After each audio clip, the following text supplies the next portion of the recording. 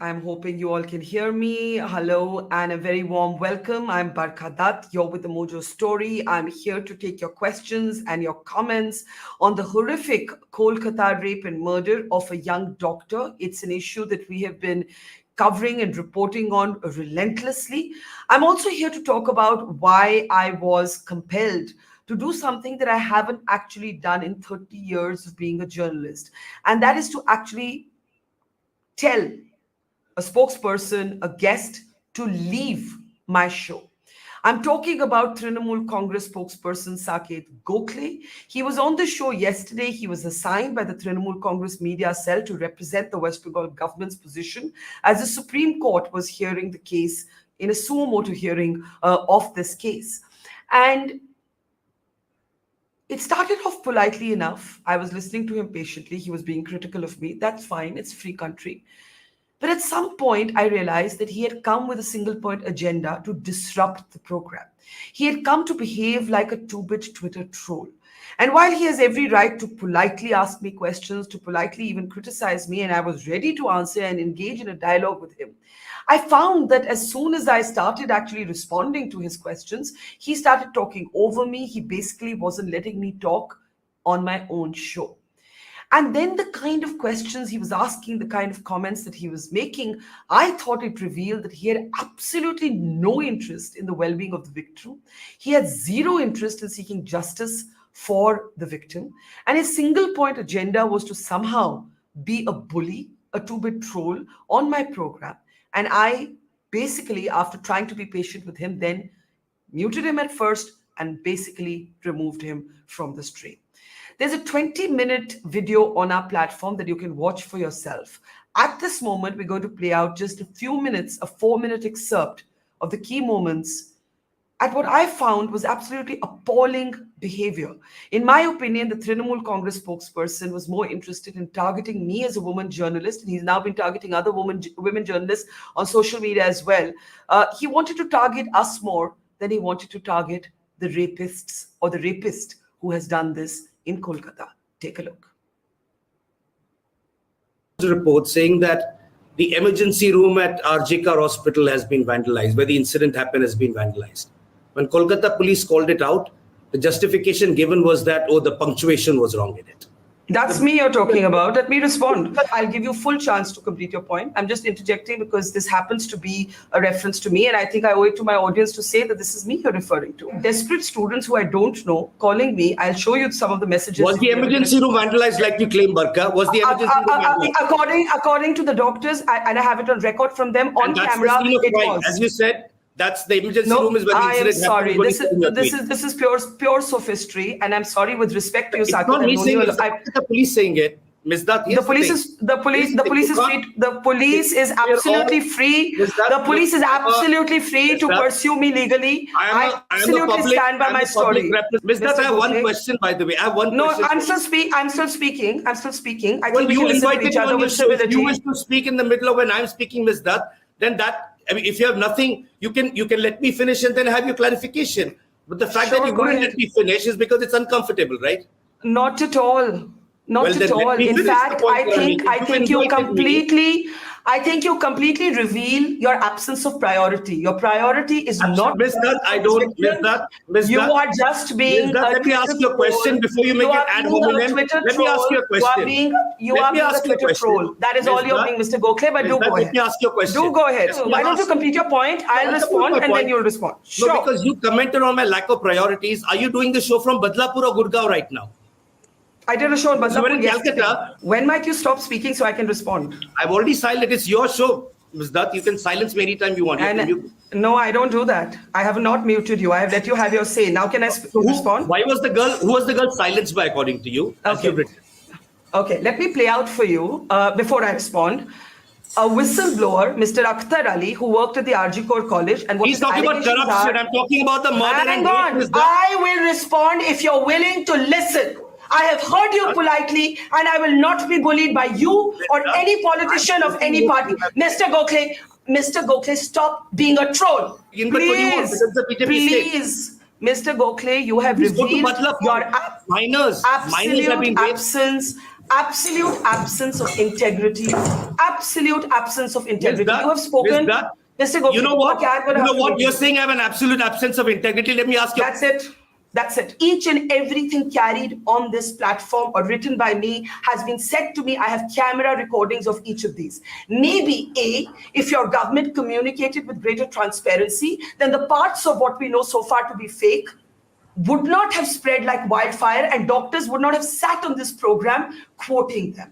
B, maybe if you hadn't sent a state minister and an MLA to protect the man that you now claim to be investigating, Sandeep Ghosh, the principal of the RG Kaur College, people would have believed that you did not have something to hide. And maybe if you hadn't sent a government lawyer to defend this man in the Calcutta High Court, leading the Chief Justice to ask, what are you all hiding? Why is he so powerful? So yes, what is Sandeep Ghosh hiding and why is your party protecting him? We'll go live. We'll get the audience to do a jury verdict after that on whether you reveal more integrity or I do. It is my open invitation to you. For the moment now, can Barkha Dutt stop being the story and can we get back to RG Kaur? Ridiculous. Absolutely ridiculous. You have behaved like a troll and you have revealed how much you really cared about this woman. I was just watching all this and one thing ridiculous. Is one thing that sorry, I don't get a chance to speak after you've given your monologue. Mr. Gokhale, you have to leave my show if you can't participate in it with civility. No, offered an open debate. We're done. We're done. We'll set up the open debate with you later. Thank you very much. And so he was removed, and a very, very constructive conversation thereafter carried on with civility, with differing opinions, including questions about media coverage, what we knew then, what we thought we knew then, and what we knew today, right? And it is very unusual for me to lose my temper on the show. In fact, I can't even remember a time that I have even raised my voice. I pride ourselves on not being like, I don't know, those very, very high-pitched debates that you see on our television screens every evening. We speak every evening with utmost civility. We pride ourselves on being able to engage with every opinion, including some that may be critical of me, as long as it's done within the framework of civility. But what I want to say about and to Saket Gokhale and to those in his party, the Trinamool Congress, who are defending him today, is that he came with the purpose of silencing and bullying a woman. He revealed his patriarchal misogyny, and that he is a member of parliament of the Trinamool Congress is absolutely shocking to me. Because imagine sending a man like this to speak about an issue as sensitive as sexual violence and to defend the record of your government at a time when you stand accused of the most egregious cover-up and at a time when you stand accused of having personally protected. When I say personally, I mean the Trinamool Congress government personally protected the man on whose watch a young doctor was raped and was killed. A man whom protesting doctors say blamed the victim. A man whom several other doctors, former colleagues of his, say was indulging in a possible cadaver trade, an illegal trade. A man whom the Calcutta High Court had to terminate. A man whom Saket Gokhale's party sent, as I said to him, a state minister and an MLA to persuade agitating doctors to actually accept him in his new job. So do I think that Sandeep Ghosh is hiding something? Yes. Do I think that it's very mysterious that the Trinamool Congress sought to protect him? Yes. Do I wonder about what that connection might be? Yes. And do I think that Saket Gokhale behaved like a misogynist, two-bit troll? Yes. And do I wish that I had actually removed him sooner from my show? Yes. I'm here to answer all of your questions on the Kolkata doctor's rape and murder, including my decision to remove him, a first-time decision for me to remove a guest from my show. And we can start now with the questions. The first question is from one of our very regular viewers, Prasad Duvuri, says, I am disappointed that you took this long to bounce a guest on your show for being a bully. You should never allow any man to bully any woman, host or panelist on your platform. Hashtag no niceties. Prasad, you're possibly correct looking back, but I'll tell you why I did what I did and I gave him maybe more than a few minutes off the mic. I wanted to make it clear to our audience that when we critique others, we are open to your critique. We are open to being criticized. We are open to being called whatever you want to call us, as long as it's civil. Some of the questions that we have been asked is, why did we on this platform say that the pelvic girdle of the victim had been broken? Why was there discussion about the semen samples reflecting, at that time it was believed, more than one perpetrator? As I said to Saket Gokhale, I stand by everything we've reported on this platform because it followed the rules of journalism. The rules of journalism in an evolving story is that you're not an investigator, you're only a reporter, you're a chronicler. What we said on this platform, we didn't say ourselves. It was said to us by very, very senior, very well respected doctors. Dr. Dhar, Dr. Goswami, Dr. Abantika Paul. These doctors were recommended to us by other doctors in other cities whom we know and we have been engaging with for a very long time. Secondly, if the West Bengal government knew some of the details to be incorrect, it doesn't change the horror of what unfolded. I have seen the inquest report now with my own eyes. The inquest report captures the horror of what was inflicted on this young woman, how she was found with her private parts bleeding, with both her eyes bleeding, how she was found with her head tilted to one side and her legs to the other, how her legs were wrenched open, how she was half naked. So, yes, maybe the doctors who came on this program got some details wrong, but it was incumbent upon the West Bengal government and its authorities to communicate with greater transparency. And had they taken this matter seriously, had they in fact held regular press briefings, had they just had regular press conferences and said, this is what we know so far, there wouldn't have been a vacuum where some of these details took occupied space. For example, doctors said to us in the beginning, in the immediate aftermath of this crime, that they believed there to be multiple fractures. The eventual post-mortem report, according to the Trinamool Congress government, does not say that. All right. So where were the West Bengal government and the Trinamool Congress's leaders for the first 5 days after this crime occurred? Why did it take them multiple days for their stalwarts to come out and start speaking? And why, when they finally start speaking, do they send a petty little troll whose only job is to try and question the integrity of women journalists who've been covering this story? So yes, we're very, very candid about the fact that we attributed everything that was said to us. The bit about the pelvic girdle being broken was said by one of the relatives of the family, carried by multiple media platforms, and the person who said it introduced themselves as the relative of the family and said it on camera. If the West Bengal government and the Trinamool Congress had other information, they should have come out and said so. You know why they didn't? Because they thought it was a routine crime and it was just going to fade off the pages, off the headlines, and it would not last this long to a point where there would be national mobilization, national outrage, and where the Supreme Court would have to pick it up suo motu. So, Prasad, yes, that is why, long answer to your question, I thought that if he had asked me this politely, I would have responded politely. But he was not there to be polite or civil. He was there to try and shout me down, and I don't let anyone shout me down. Let's take the next question. Esme says, you are bold and committed. I have always admired you. Keep it up. Truth will prevail. Thank you, Esme. We need the support of viewers like you to ask the tough questions and also to support those of us who stand up to bullies. Let's take the next question as we keep your comments coming in. Asima Sahu says, you're a fearless and committed journalist having highest credibility. Please continue with the exemplary work. Thank you so much. I have to tell you, I hate getting angry. Anger leaves a bitter aftertaste. But for all of the last 2 weeks since this incident has occurred, I've been so angry. I've been angry at what happened to a woman at a place of work. I've been angry thinking about her father, who runs a small tailoring shop. They come from a family of modest means. What he would have had to undergo to make his daughter a doctor, or as her mother said, we put everything we had into making her a doctor and then they killed her. I've been angry at the college that dared to lie to the parents and say that this was a suicide, that their daughter had died by suicide. I've been angry at the role of the principal, who, according to protesting doctors, questioned why this young woman was there alone in a seminar hall after serving a 36-hour shift. Where was she supposed to go? Her work was not yet over.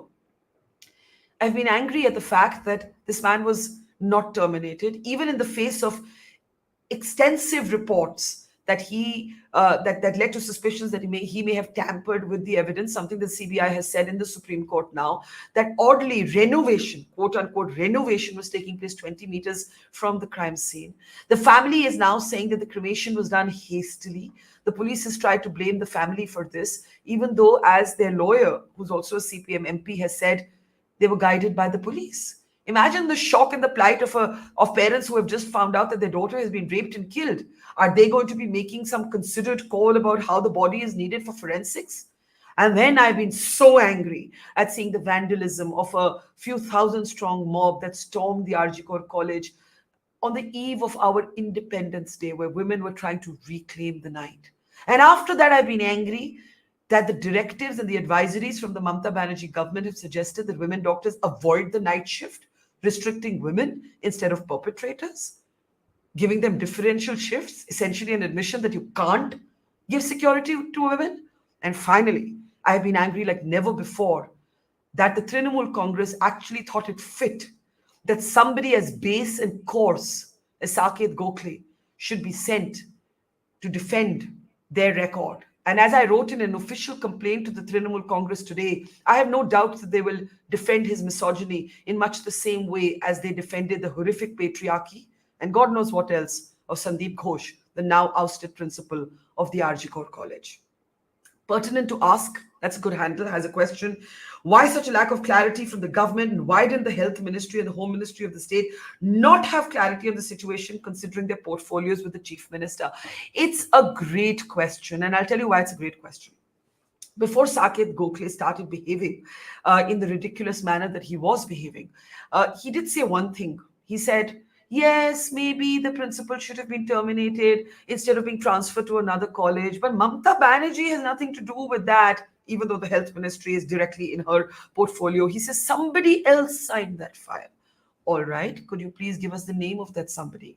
Does that somebody not report to Mamata Banerjee? When a mistake is made here at the Mojo Story, even if it's not made by me, the company, the platform is under me. Every mistake, even if not made by me, is my mistake, because it's a failure of captaincy. When we make mistakes in this team, every single mistake is my mistake. I can't disassociate from any mistake. How can the Chief Minister of West Bengal, under whom the home and the health portfolios are, disassociate from a decision to not terminate the principal on whose watch this happened, to not terminate the principal under whom officials called up and lied about a woman whose body was in the seminar hall, her private parts were bleeding, her eyes were bleeding.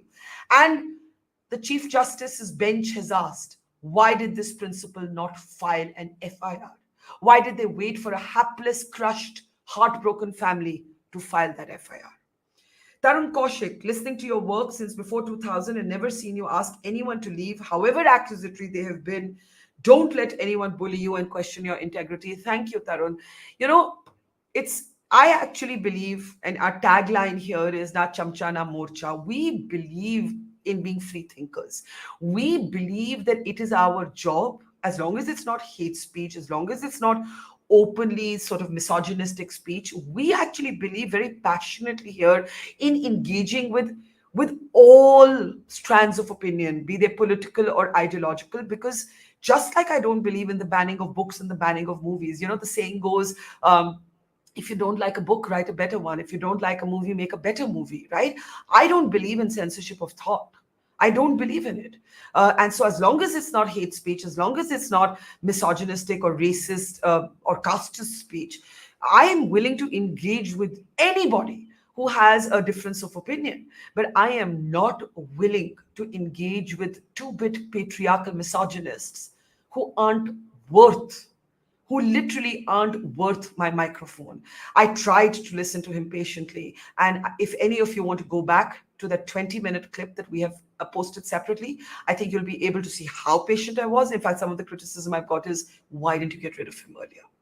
And by the way, I have filed a formal complaint. I have seen no statement from the Trinamool Congress apologizing or disassociating from the behavior of their spokesperson. The next question, ma'am, I am Kapil. I'm the father of a 9-year-old daughter. My question is, if girls are not safe in public spaces, how would I have the courage to send my girl away if she wants to go away for studies? It's a very good question, Kapil, and I feel what you're feeling. And in fact, in the Supreme Court, a lawyer got up and said that actually many of the women doctors at the RG Court have been called back by their parents. But I'm requesting you, your daughter's still young, but I'm requesting the parents of the doctors at the RG Court College that the answer to us being assaulted as women at our place of work is not for us to stop working. That is giving in to what the rapists and the murderers want. That is a surrender to patriarchy. I know it's exhausting. I know it's bruising. I know it's scarring. But we are here fighting for freedom. We are not here asking to be chained. We're not here to be shackled by chains of gold. However protective you may want to be about us, that's not the answer. We want equality, dignity, and freedom. Like the Beyonce song goes, we want freedom, right? Kapil, I feel what you feel as a father. Your daughter is really small, and all we can do is to raise our girls and our boys in such a way that they are aware from an early age. We've seen the horrific incident that took place, for example, in Badlapur in Maharashtra, where two girls in kindergarten were sexually abused in the toilet of their school by a school attendant. So, unfortunately, while we may not want to have these conversations with our children, we need to start talking about good touch and bad touch very early. We need to raise our boys in a certain way. We need to be unrelenting, unforgiving, and unapologetic in wearing our anger on our sleeves. I do not feel at all apologetic for what I said to Saket Gokhale, because in my opinion, he represented the political culture that has enabled rape. This is the political culture that has enabled rape. People like him probably exist and do exist in every party, and I will call out each and every one of them. We have called out on this platform Bilkis Bano's rapist walking out of jail to garlands. We have called out Brijbhushan Saran Singh, accused by our wrestling champions of sexual abuse and sexual harassment. And we have called out the Mamata Banerjee government for enabling and covering up rape and murder. It doesn't interest me which party the politician comes from. I couldn't, sorry to say, use this language, give a shit. I will continue to call out misogyny, patriarchy, sexual violence, and sexual abuse. I will continue to speak for every woman and every girl in every state. Let's take the next question. Arundhati Ghosh. There are those who are of the opinion that these protests will eventually die down once the doctors resume their jobs. How can we stay motivated amidst this? Arundhati, it's a very good question. And I'll tell you, there were a group of doctors who came to meet me. And this is before the doctors elsewhere in India started calling off their strike. Because the Chief Justice basically said that doctors should get back to work. And one of the things they were really concerned about is that they were able to mobilize national empathy and national anger because doctors had that organizational capacity. And, all the resident doctors associations, all the different doctors associations, they were able to mobilize public opinion. But now if doctors go back to work, will this just be a forgotten headline? And I'll tell you, I worry about that too. Because in some way, the kind of arrogance the TMC Saket Gokhale displayed on this program, the kind of callousness, the kind of complete tone deafness that he displayed, I fear that it comes from their complacency that maybe the story is over. The story is over. This is not a story for the parents who have lost a young woman to rape and murder. This is not a story for women who are, and men who are studying in that college. This is not a story for young people aspiring to be doctors who are wondering whether their own administration is going to protect them, or is it going to allow them to be killed and then cover up the crime? But yes, there's a genuine fear, and I don't have good answers except to say we'll try as hard as we can to not let this issue fall off the headlines. The next question, Anuradha. Barkha, your journalism is par excellence. You must call out the bully when you face one. We need journalists to ask questions and hard-hitting questions and not mollycoddle the politicians. Anuradha, thank you. And I will tell you, for those of you who have followed me for a while, I have never believed in shouting at my guests. Even when opinions are very uncomfortable to me or unpalatable, I kind of grimace. I don't shout. I think yesterday must have been the first time in decades that I raised my volume. So it comes from a place of rage, and it comes from a place of disgust. And I think if I had done anything different yesterday, I would have lost the right to call myself brave. I would have lost the right to even call myself fair. Brave is a very big word. I would have even lost myself the right to call myself fair, because the fairness of that moment demanded that he be removed and he be shut down. Okay, we have Natasha Pereira saying, I feel totally let down by the West Bengal government's trivializing of this gruesome crime. Much more would have been expected from a woman leader, Ms. Banerjee. Is this your idea of justice? The rot stinks. Oh, I couldn't agree with you more, Natasha. It's so, disappointing to see this unfold in this way when you have a woman at the helm of government. Yes, men can be feminists and women can be misogynists. And I think we've seen exactly that in these protests when so many men have come out to stand shoulder to shoulder with women on the streets, not just of Kolkata, but across India, and you have women and a woman-led government behaving in this manner. And you know what? They can say what they want to. They can keep saying, oh, but you said this and you said that. And on your platform, a doctor spoke about semen samples and that was wrong. And a relative spoke about pelvic girdle and that was wrong. Yes, when you told us and you finally decided to share the details of the autopsy and postmortem with us, we questioned those very doctors who had said those things to us. And we said, now what do you say? And we updated information as it came in. But who told you to be absolutely silent in the first few days of the aftermath of the crime? And all that aside, these details do not change the horror of what was inflicted on that young woman. And I can read out to you details. In fact, can I request my producers to WhatsApp me? We have accessed the inquest, and I'm not going to read it out verbatim, but I am going to share some details. So can I please have the inquest sent to me, because I'm going to share some of those details. They make for gruesome reading. But given that we are actually trying to undermine the horror of what has happened by saying this doctor got this detail wrong, let's share what the inquest actually says. But to come to my point, what I want to say is that we have not had a good answer from the West Bengal government on why it tried to shield the principal of the RG Kor College who blamed the victim. How can the principal keep his job or keep any job after officials from the college called the family and lied and said that their daughter had died by suicide? How do we explain the renovation that the principal allowed 20 meters from the crime scene? How do we explain that when he goes to another college to take up his new job, there is a Trinamool Congress state minister and a MLA who's there to persuade the protesting students to accept him? How do we explain, as the Kolkata High Court itself has asked, why this man was so powerful that a government lawyer was sent to defend him?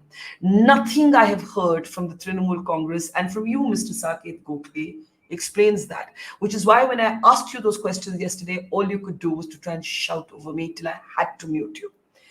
Now, I want to take one more question, then we'll take a look at the inquest. Tutul says, how can we combat fake news amongst all this? Because the fake news does stop the real progress of the case. It's a great question, right? And I think the way to stop fake news is to communicate more clearly. I think that if we, for example, had regular press briefings by the West Bengal government, by the Trinamool Congress, right at the beginning, of course, they had access to the inquest. Of course, they had access to the postmortem.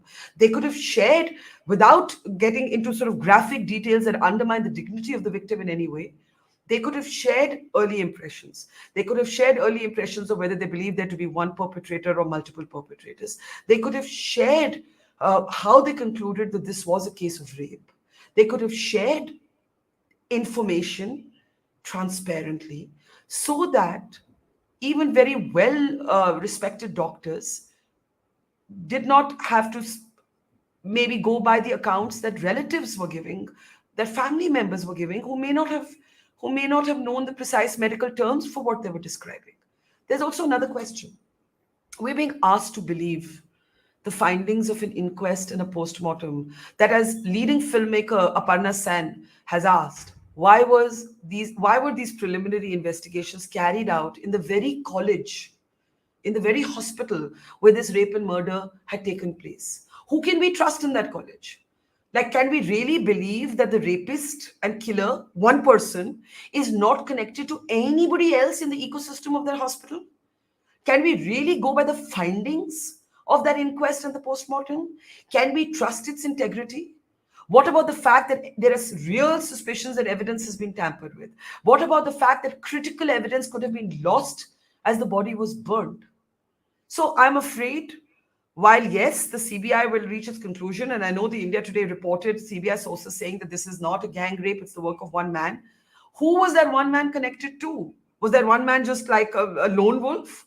Did he know nobody else in the college? Did he not know the principal?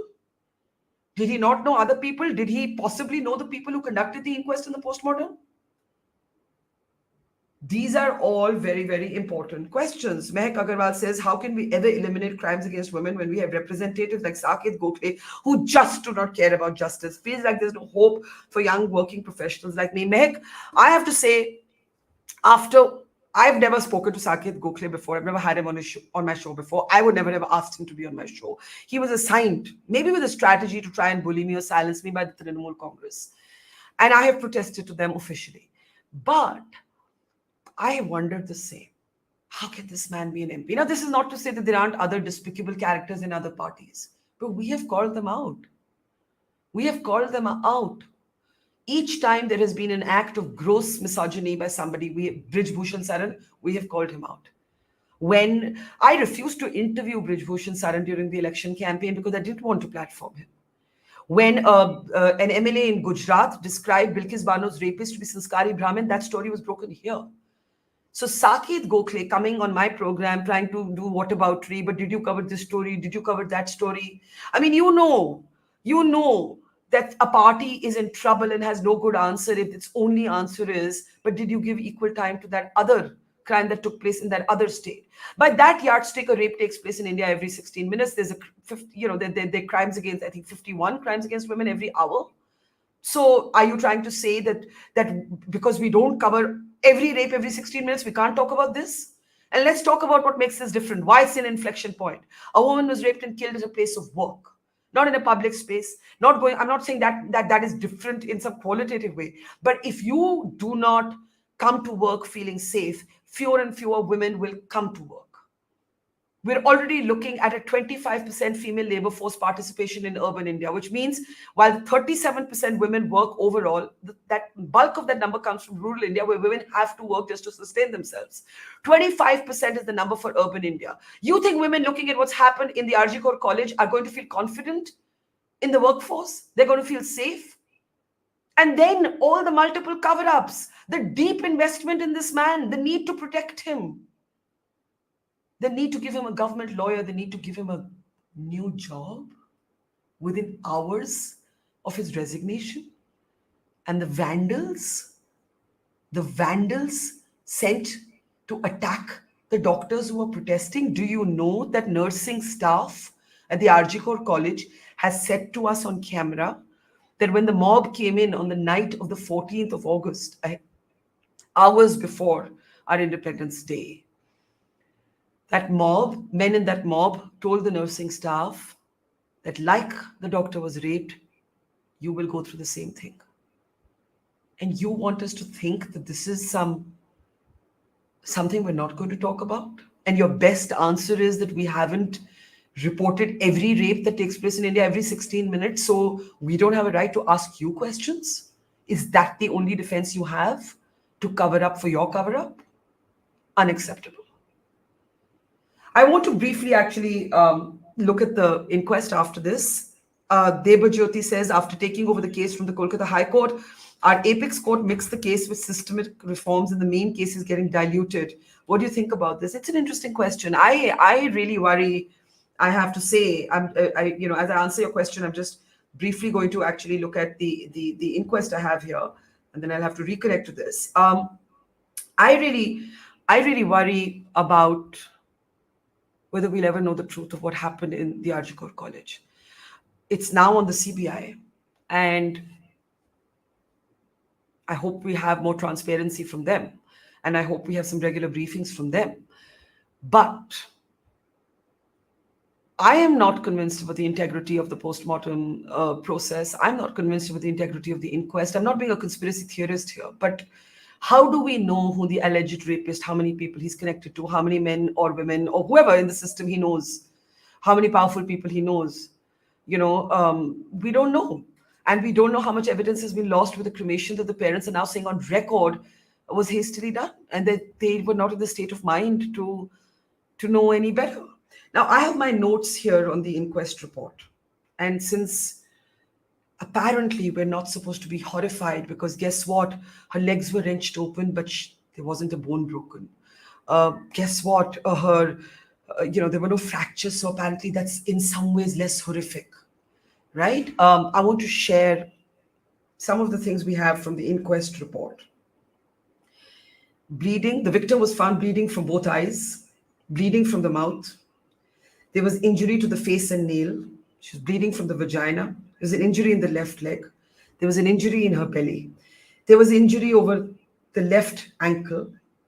There was an injury on her right hand. There was an injury on her ring finger. There was an injury on her lips. There was multiple hair over the mattress, and blood was soaked all over the blue mattress on which she was found. At another point, the inquest says, this is the person doing the inquest, I found the head of the dead body was at the western side and the legs were at the eastern direction. She was lying over a blue mattress. She was in a half-naked condition. Why are these details important? These details are important because Saket Gokhale's best defense at this moment is that some doctors got it wrong about the fact that there were fractures. There were no fractures. Some doctors got it wrong that the semen samples reflected more than one man. The reference was to the weight and not to the liquid volume. Those are important corrections and they are well noted, but they were said to us by doctors. And nothing after that makes what happened to her any less horrific. So if you're going to selectively pick up two details that doctors got wrong because you weren't communicating, then let us share with you other details that hopefully will make your blood curdle just as ours did. Okay, let's take a couple of more questions. I need to get back into that link for just a second to be able to take your questions. Right. Ganesh says, strong words from you, Barkha. It's very challenging to raise a girl child under these circumstances. Indeed, Ganesh, it is. But again, I implore all of you, especially to the men who have shown such stellar partnership in this protest. It's one thing, the one silver lining in this dark cloud, because maybe we should end with something we can feel better about, something we can feel hopeful about. The one thing that I draw some hope from is how many young men I've seen on the streets. And the other day on my program, there was a young doctor, Dr. Divyansh, sitting with a young woman doctor, Dr. Sukanya, and he spoke so well. He spoke from the heart. He felt the pain and the anguish that this woman who was raped and murdered had gone through as much as a woman would. And the only silver lining at this point is that men are shoulder to shoulder with women. So maybe something is changing. Maybe we are able to talk about rape and sexual violence without the same sort of stigmatization. Maybe we're able to be so angry that the Supreme Court does take suo motu notice. Maybe we're finally asking the right questions. Maybe we are finally asking sexist, coarse spokesmen who should not be sitting in our parliament to leave, and maybe we've learned to be angrier. Or maybe we were always angry and we didn't show it, and the improvement is that we're now showing our anger. Prabhakaran, you did the right thing by asking Gokhale to leave. There's no question on your integrity. Thank you, Prabhakaran. I think I'm still so angry. I didn't realize I was this angry. My blood is boiling. It really is just boiling. That first you make women go through this, and then you actually have the audacity to act holier than thou, like somehow you're superior because you defended a principal who tried to hide a rape and murder, who didn't even think to file a police complaint. This is something that the judges of the Supreme Court have asked. Tarun Kaushik. No one would have tolerated Saket's actions, but on a theoretical level, what is the right way to explain to people like him, if there's any? Okay, so Tarun, the one legitimate question, I think, and if he'd asked it politely, I would have answered very calmly. The one legitimate question was that, look, your platform was among many media platforms that reported or that quoted doctors saying that the lady's pelvic girdle was broken and that the semen samples reflected more than one rapist. Now, what would I have said to that? Because According to the post-mortem report, that did not happen. I have to first give the caveat that I question whether we should trust a post-mortem report in the same system that is actually enabled to cover up, and whether we may have lost critical evidence with the cremation. With those caveats, there was no way for me or any journalist to know that some of these details are not true. What were we basing our reporting on? Interviews of senior doctors and young protesting doctors. These are doctors who said to us that they had accessed the autopsy reports, they had details, we had no reason to disbelieve them. There was no regular briefing, no communication, none from the party in question. Nothing, no organized communication at all. Had they, for instance, on the day one when these allegations were made by the doctors, had they said this is untrue, we would have all said the Trinamool Congress denies this. This is what doctors are saying. That's all there is to it. That is all. There is nothing else. Imagine Saket Gokhale is saying to me, you said the emergency ward in RG Kaur was vandalized by the mob that came in. Yeah, I did say it. Because the doctors who were there fearing for their lives, as 7,000 strong mob, we are now told, came in to attack them. They were calling me. They don't even know me. Think about this, that young women and men that day, I don't know how they got my number. I was up all night with my team on the night of 14th night, 15th morning, covering this story till 6 in the morning. And they were calling me. I have messages from them saying, can you please save us? There were girls from other colleges calling and other medical colleges calling and saying, we may be next. Can you save us? Why were they calling me? Why didn't they trust their city police? Why didn't they trust to call their MLA? Why didn't they trust to call their local councillor? And yes, they did say to me that the emergency ward was vandalized, and we showed those images. So yes, the emergency ward was vandalized, and according to the protesting doctors, the only reason the scene of crime was not vandalized was because essentially the doctors formed a ring fence and managed to save themselves, and eventually the rapid action force had to be called to disperse the crowd. So Tarun, I don't know if that answers your question, but that's how I would have explained it. Had he been interested in an answer, he was clearly not interested in any answer. Saurabh Vashisht, will every case of sexual violence need a suo motu Supreme Court intervention? The problem is the procedures from the get-go. The police failed, and now the forensics are suspect. I agree with you, Saurabh.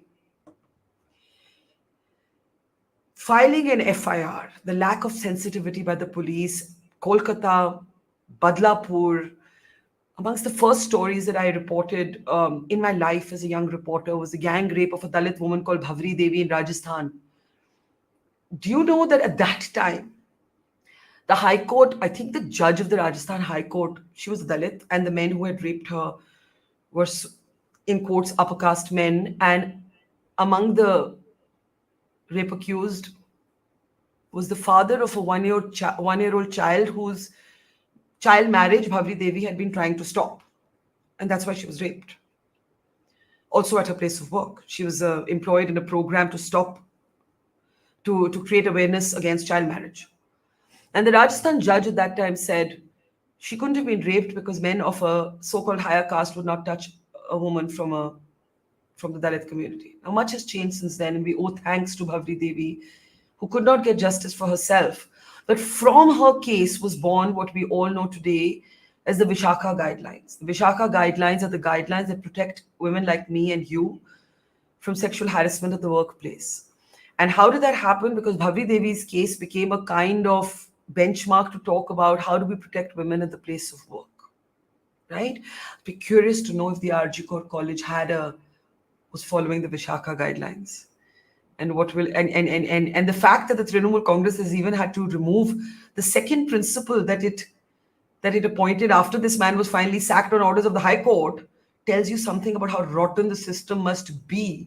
Should we trust the integrity of a forensic examination that has taken place by that college? So I don't know. I want to be hopeful. I want to say we have to keep fighting, but there are such deep issues. There's something so broken in the system that no amount of rage is actually enough. Jay Bhaumik, I wish we all stood up like you long back. Thank you, Jay. it is exhausting to stand up. I'm talking to you and I'm feeling like my heart, I'm palpitating with just rage. I think I didn't realize Saket Gokhale is nothing. He's irrelevant.